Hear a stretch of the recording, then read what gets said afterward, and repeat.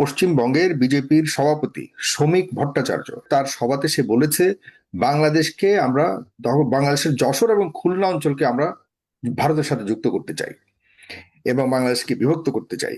Chicken নেকটাও কিন্তু ইন্ডিয়ার জন্য অ্যাকিলিস হিল। যত কথাই হোক, আমাদের কিন্তু সৈন্যবাহিনী আছে, রেগুলার ফোর্স আছে, আমাদেরও আর্টিলারি আছে, আমাদেরও ইনফেন্ট্রি আছে। যে চিকেন নেক বন্ধ করে দিবে, আর আমাদের যে সেভেন সিস্টার্স আছে এগুলো তো বাংলাদেশের কুলের মধ্যে। এখন কূটনীতির জায়গাটাতে আসলাম আমরা। প্রথমত, ডোনাল্ড ট্রাম্পের যে আচরণ এবং ইরানের উপরে যে ইসরায়েলকে নিয়ে একটা অন্যায় যুদ্ধ চাপিয়ে দিয়ে নিরীহ লোকদেরকে প্রতিদিন মারছে, সেটার জন্য কিন্তু পশ্চিমা বিশ্ব খুব ফেড আপ। এবং এই প্রথমবারের মতো আমেরিকা কিন্তু একেবারেই আপনার ন্যাটো আমেরিকার বিরুদ্ধে গেছে, ইউরোপিয়ান ইউনিয়ন গেছে, কয়েকটা দেশের সরকার প্রধান, রাষ্ট্রপ্রধান ইউরোপের একদম রিয়েক্ট করেছে সরাসরি। তারা কোনো ভয়ই পায় নাই। যেমন ফ্রান্সের প্রেসিডেন্ট ইমানুয়েল ম্যাক্রনও কথা বলেছে, কড়া কথা। ইটালির মেলোনি, তিনিও বলেছেন। তারপরে আপনার স্পেনের প্রধানমন্ত্রী খুব জোরালো ভাবে সমালোচনা করেছেন। তাইলে সবচেয়ে দেখা গেল এই প্রথমবারের মতো আপনার পশ্চিমা বিশ্ব আমেরিকা থেকে সরে দাঁড়িয়েছে। তো সেই জায়গায় তাদেরকে যে মধ্যস্থতা করার জন্য আপনার এই ডোনাল্ড ট্রাম্প ডাকবে, তারা আসবে না। কারণ জানে যে ডোনাল্ড ট্রাম্প এগুলো নিয়ে এক ধরনের খেলা খেলে। তারা জানে যে তারা যদি মধ্যস্থতা করতেও আসে, ডোনাল্ড ট্রাম্প যে কোনো সময় ডিল ক্যান্সেল করে ফেলতে পারে। তাই ইউরোপের দেশগুলোর একটা মর্যাদা আছে, তাই তারা ডোনাল্ড ট্রাম্পকে বিশ্বাস করে না। এই দুতোয়ালি বা কূটনীতির কাজটাও তারা কাঁধে নিচ্ছে না। এটা কিন্তু আপনার মনে রাখতে হবে। এইবার রইল ডোনাল্ড ট্রাম্প কি বলেছেন, যে পাকিস্তান করতে পারে, সৌদি আরব করতে পারে, ইজিপ্ট করতে পারে এবং টার্কি করতে পারে। এইবার আসে যদি, এবং ভারতের নাম আসে না, ভারতের ক্রেডিবিলিটিও না, একটু পরে বলতেছি এইটা। তো এইখানে তারা বলেছে পাকিস্তান, এইখানে পাকিস্তানের উপরই সবচেয়ে বেশি ইরান নির্ভর করে এই মুহূর্তে। অর্থাৎ উভয় পক্ষে, আমেরিকা ও পাকিস্তানকে বোধহয় বিশ্বাস করছে, বিশেষ করে আসিম মুনিরকে, ফিল্ড মার্শাল আসিম মুনিরের উপরে আবার ডোনাল্ড ট্রাম্পের একটা আস্থা আছে। এটা একটা গুড জেস্টার হতে পারে। মুনির আস্থা আছে বলে আমেরিকাও চাচ্ছে যে এখানে বোধহয় পাকিস্তান মোর কোয়ালিফাইড টু নেগোশিয়েট। আর ইরানেরও একটা আস্থা আছে। আর বাকি যে দেশগুলো, যে ইজিপ্ট বলেন, টার্কি বলেন, সৌদি আরব বলেন, এগুলোর প্রতি ইরানের কোনো আস্থা নাই। ইতিমধ্যেই বোধহয় পাকিস্তানের যে উপপ্রধানমন্ত্রী এবং ফরেন মিনিস্টার ইসাক দার, উনি এই দেশগুলোকে ডেকেছেন, পাকিস্তানকে, ইজিপ্টকে এবং সৌদি আরবকে, টার্কিকে ডেকেছে ইসলামাবাদে, যে তারা একটা প্রাইমারি একটা মিটিং করবে, যে এই ডিপ্লোমেসিটা কোন দিকে অগ্রসর করা যায় বা কিভাবে এটাকে এগিয়ে নেওয়া যায়। এই জিনিসটা নিয়ে আলোচনা করার জন্যই কিন্তু ইসাকদার এই মিটিংটা করছে। এবং এটা কতটুকু সফল হবে জানি না। তবে আমার কাছে একটা খবর আছে, খবরটা হলো এই, যে 14-15 মে, মে মাসের 14-15 তারিখে ডোনাল্ড ট্রাম্পের একটা ভিজিট আছে চায়নাতে। এটা বোধহয় একবার ক্যান্সেল করতে চাইলো, কিন্তু বর্তমান বিশ্ব পরিস্থিতির আলোকে হয়তো ডোনাল্ড ট্রাম্প চিন্তা করেছে যে না, আমি একটু চীনে যেতেই হবে। চীনে যাওয়ার আগে আসলে ইয়ে করতে চায়, সে একটু ফেয়ার ওয়েতে যেতে চায়। সেই জন্য চীনে যাওয়ার আগে হয়তো যুদ্ধ বন্ধের একটা ঘোষণা আসতে পারে। এর আগে যে বলছে যে 5 দিনের ইয়া করা হলো, কি যেন বলে, 5 দিনের বিরতি, এই বিরতি সেই বিরতি, আক্রমণ, এগুলো ঠিক না। এইসব বিরতির মধ্যে কিন্তু র্যান্ডম আক্রমণ করছে আমেরিকা ইরানের উপর, আর ইরান রিটালিয়েটিং এ যাচ্ছে। একটা জিনিস মনে রাখবেন, ইরান কিন্তু অ্যাগ্রেসিভ না। ইরানকে যখন ইসরায়েল এবং আমেরিকা যৌথভাবে কোনো মারাত্মক আক্রমণ করে, তখন কিন্তু এটা ইরান প্রতি উত্তরে যায়। আর আরেকটা জিনিস হলে আমার খুব খারাপ লাগলো একটা কথায়, আমি নাম শুনেছিলাম যে পাকিস্তানে একটা প্রস্তাব করেছিল যে বাংলাদেশও নেগোশিয়েটিং কান্ট্রি হিসেবে যাবে, কিন্তু এখন দেখলাম যে এটা তারা উল্লেখ করছে না পাকিস্তান। কেন? আমি তো মনে করি এই যে কয়টা দেশ, সৌদি আরব কতটুকু করেছে জানি না, কিন্তু ইজিপ্টের হাত লাল আছে। সবচেয়ে বড় কথা, তুরস্কেরও কিন্তু হাত লাল আছে, খুনের হাত, তুরস্কেরও খুনের হাত। তারপরে পাকিস্তানের তো খুনের হাতি, পাকিস্তানেরও রক্ত লাল আছে। তো যাদের আপনার ব্যাকগ্রাউন্ড মধ্যে মানুষের রক্তে হাত লাল করার ব্যাকগ্রাউন্ড আছে, তাদেরকে ডাকানো হয়। আর আমরা হইলাম একটা পিসফুল নেশন, আমাদেরকে কেন ডাকা হচ্ছে না? এখন সবচেয়ে বড় কথা, কূটনৈতিকভাবে আমেরিকা একঘরে হয়েছে এবং দেউলিয়া হয়েছে। এখানে আসেন ভারতের কথা, ভারতকে নিচ্ছে না, কারণ ভারতের ব্যাপারে অনেক কথা এসছে। ভারত এই নরেন্দ্র মোদীর এই শাসনামলে ভারতের যে কূটনীতি এটা একেবারে দেউলিয়া হয়ে গেছে। বর্তমানে ভারতের নরেন্দ্র যদি মোদীর আসলে অবস্থান কি বলে বুঝছে? সে কি চায়, তার দেশের অবস্থান কি, তার সরকারের অবস্থান কি এই যুদ্ধকে নিয়ে? এখন প্রতিদিনই নরেন্দ্র মোদীকে দেখুন বিরোধী দলীরা লোকসভায় যেভাবে গালাগালি করে, মানে হুম। আপনি কয়েকজন আপ- এমপি উঠে মানে আপনি লোকসভা। ম্যাজিক্যালি একটা পরিবর্তন দেখতে পেরেছেন ফরাদ ভাই? আপনি তো ভারতীয় মিডিয়াকে সবসময় দেখেন, আমি জানি, সবসময় ফলো করেন তাদের জি, জি। তাদের মুভমেন্টকে। এই যুদ্ধের মধ্যে তাদের মুভমেন্টটা কিন্তু একটু ব্যতিক্রমী মনে হচ্ছে আমার কাছে। আমাদের তো কিচ্ছু বলার দরকার নাই। আপনার ভারতের যে, ভারতে কি বিবেকবান লোক নাই? যেমন আপনি হুম। 2-3 দিন আগের একটা ভিডিও ফুটেজ বলি, এক ভদ্র মহিলা উঠেছে ইরানের পক্ষে কথা বলার জন্য। সেখানে হুম। একজন নরেন্দ্র মোদীর কিন্তু একজন ল্যাঠেল আছে, মানে নরেন্দ্র মোদীকে কেউ অ্যাটাক করলে অমিত শাহ খুব দাঁড়াইয়া যায়। অমিত হুম। শাহকে তুই তুকারি করছে এই ভদ্র মহিলা, এত বেটো, তুই বেটো। হুম। বুঝতে পেরেছেন তো? হ্যাঁ, নরেন্দ্র মোদীর আরে বেটা তুই বিরুদ্ধে তো বোঝ, কথা নারী হলো তুই নির্যাতনের অভিযোগ বোঝ। হয়েছে। হ্যাঁ। একজন ইউনিয়ন মিনিস্টারের তুই করে বলতেছে আরেকজন সাংসদ, মানে লোকসভার সদস্য। আপনি বুঝতে পেরেন তো?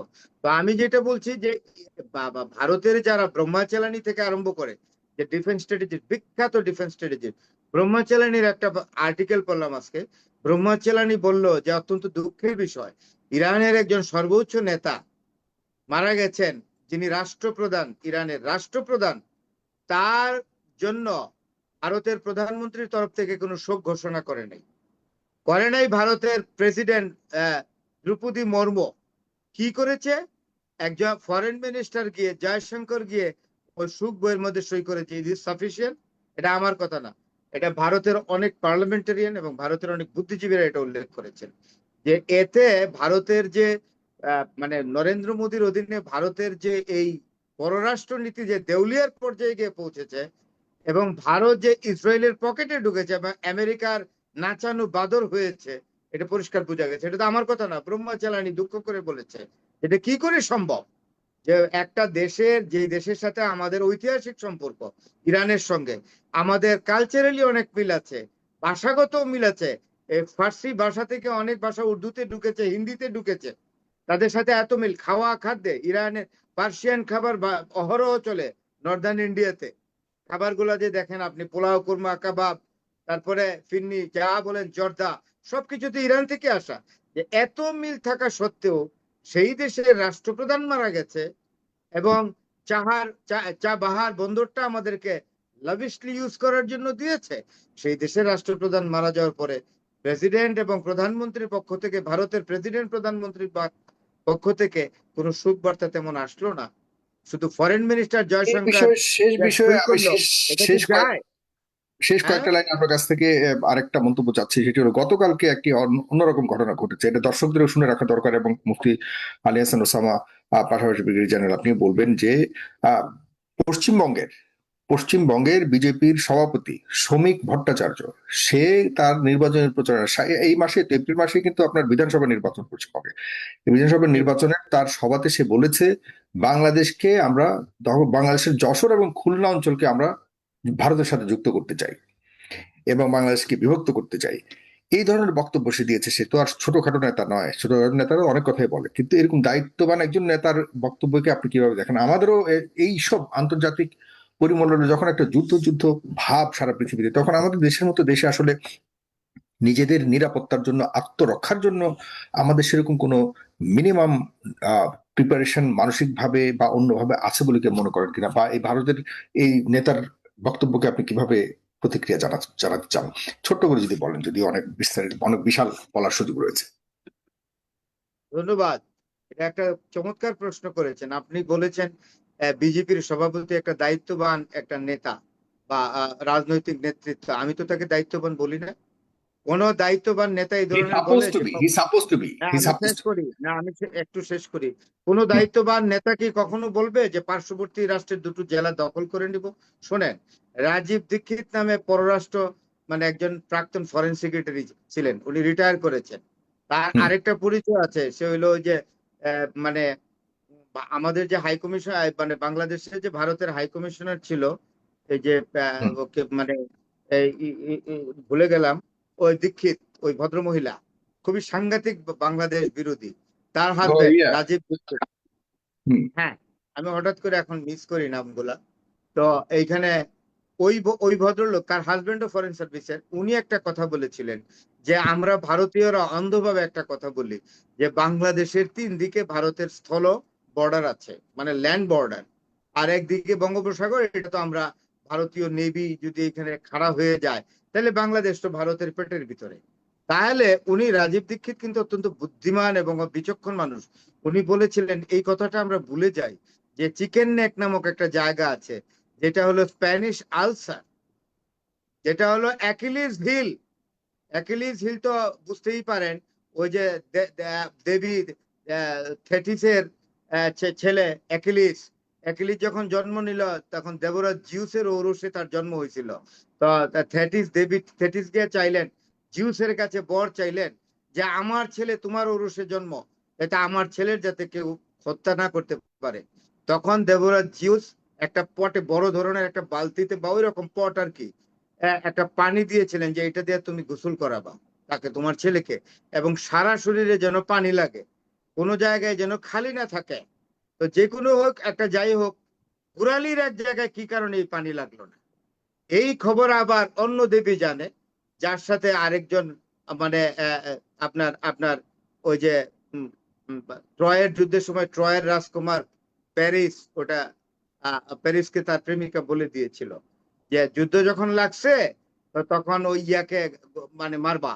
সে তো ইয়াদের গ্রিকদের পক্ষে আসছে, আপনার ওই থেটিসের ছেলে। হুম। তখন অ্যাকিলিস আসছে, অ্যাকিলিস বীর, তাকে কেউ ফেস করতে পারে না। তখন প্যারিস ছিল তীরন্দার, তাকে যখন বলে দিল তার গোড়ালির এই জায়গাটার মধ্যে পানি লাগে নাই, তুমি তো সাংঘাতিক তীরন্দার, তুমি ওই জায়গায় মার। তো প্যারিস কিন্তু ওই তখনকার দিনের লুকিং গ্লাস দিয়ে সেটাকে ডিটেক্ট করে দিছে তার ওই প্রেমিকা, এবং ডিটেক্ট করে দেওয়ার পরে প্যারিস এতই তীরন্দাজ, অর্জুনের মতো আর কি মহাভারতে, একেবারে মারছে পরে ওইখানে গিয়ে, তীরের আগায় বিষ ছিল, ঢোকার পরেই মারা গেল। কে মারা গেল? অ্যাকিলিস। তাইলে ওইটাও, চিকেন নেকটাও কিন্তু ইন্ডিয়ার জন্য অ্যাকিলিস হিল। যত কথাই হোক, আমাদের কিন্তু সৈন্যবাহিনী আছে, রেগুলার ফোর্স আছে আমাদের, আমাদেরও আর্টিলারি আছে, আমাদেরও ইনফেন্ট্রি আছে। তারা এসে বম্বিং করবে, এই করে আমাদেরকে একদম চিকেন নেকের উপর দিয়ে চলে যাবে। তো চায়না কি চিকেন নেক থেকে চায়নার দূরত্ব কি খুব বেশি? আমাদের বাংলাদেশের চিকেন নেক যখন ওপেন করে আমাদের দিকে আসতে থাকবে ভারতীয় সৈন্য, ওই 2টা জেলা দখল করার জন্য, চায়না তখন বসে বসে আঙ্গুল চুষবে নাকি? আমি তো বুঝলাম না। পশ্চিম ফ্রন্টে পাকিস্তান কি বম্বিং শুরু করে দিবে না? অমৃতসরের দিকে, অমৃতসরে আম্বালায় বম্বিং করবে না? আর চায়না এগিয়ে আসবে না? এগুলো হলো বা, তো উনি এটাই বলেছেন যে চিকেন নেক বন্ধ করে দিবে। আর আমাদের যে 7 সিস্টার্স আছে, এগুলো তো বাংলাদেশের কুলের মধ্যে, হুম। যেই মাত্র চিকেন নেক বন্ধ হয়ে যাবে 6টা 7 সিস্টার্স ভারতের মূল ভূখণ্ড থেকে আলাদা হয়ে যাবে। তাহলে এই কথা কিভাবে বলে ভারতীয় নেতারা? বিজেপির কিছু লোক অবিমৃষ্যকারী, তাদের অগ্রপশ্চাৎ নাই, তারা ভবিষ্যৎ চিন্তা করে না, তারা দূরদর্শী না। তার জন্য তারা বলে যে এখন 21st সেঞ্চুরিতে আপনার জায়গা দখল করবে। আপনি বলেন ডোনাল্ড ট্রাম্প ঠিকই ভেনিজুয়েলা নিয়ে নিছে, তাই বলে কি দেশটা নিতে পারছে? আরেকজনকে কিন্তু প্রেসিডেন্ট রাখতে হয়েছে। এগুলো বাহুল্য কথাবার্তা। এবং ভারতের লোকরা, ভারতের কিছু কিছু নেতা ডেইলি বেসিসে এই ধরনের উস্কানিমূলক কথা বলে আমাদের সাথে তাদের প্রতিবেশী সুলভ যে একটা সম্পর্ক, এটা কিন্তু আস্তে আস্তে নষ্ট করতে করতে নষ্ট তলানিতে করছে বলে গিয়ে মনে পড়ছে। করছেন? যে আপনার মনে এটা মনে অত্যন্ত রাখতে হবে। খারাপ। আমি ভারতীয় দায়িত্বশীল নেতৃবৃন্দকে বলবো, এরকম দায়িত্ব জ্ঞানহীন নেতারা যারা এই ধরনের মন্তব্য করে, তারা তাদেরকে যেন বিরত রাখে এই ধরনের মন্তব্য থেকে। জি। ধন্যবাদ।